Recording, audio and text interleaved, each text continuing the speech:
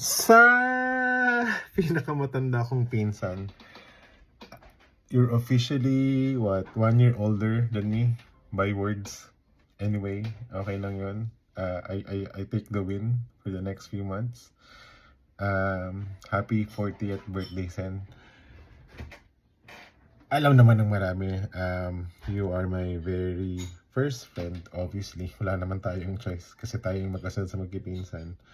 And, I don't know, like, lahat ng childhood memories ko naman, especially the younger self,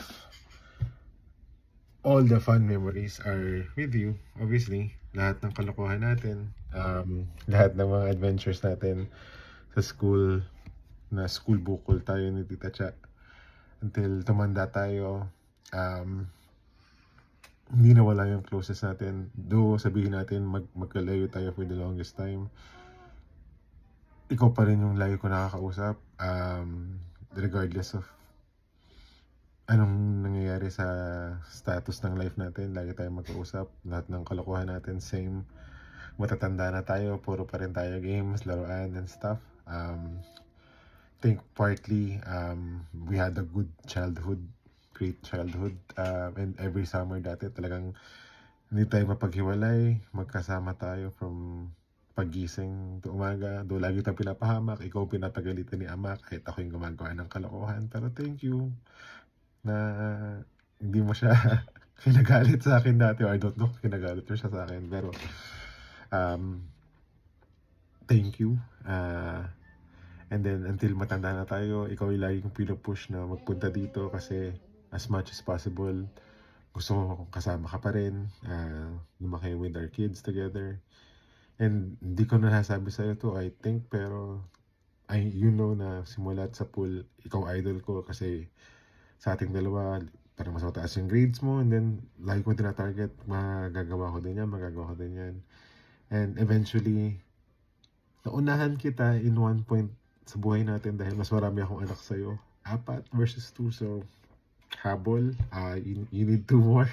2 more. Other than that, talagang Sen, sobrang thankful ako na ikaw yung una naging kaibigan ko, una nakasama ko sa lahat ng bagay growing up, kasi nakontrol mo yung mga kalokohan ko din.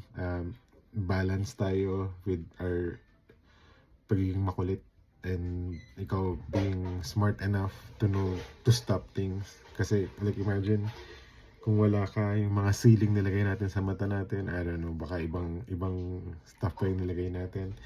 And sabi nga ng hat ko, it's never ending friends forever. I think until matanda na tayo,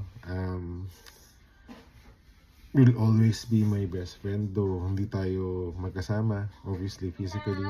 I know na every single time na masaya ako, every time na may nangyayaring masaya sa buhay ko, I report it to you. Like, say, nakabili ako ng ganito, or may ginawa akong ganyan. Wala akong masabi pa. I think yun, alam mo na lahat ng gusto kong sabihin sa'yo. And just so you know, I love you so much, Sen. And wala, you are gonna be my number 1 friend, best cousin ever. Again, love you. Happy 40th birthday. I'll be there soon, but I'll enjoy the next few months na mas matanda ka sa akin. And again, love you. Bye.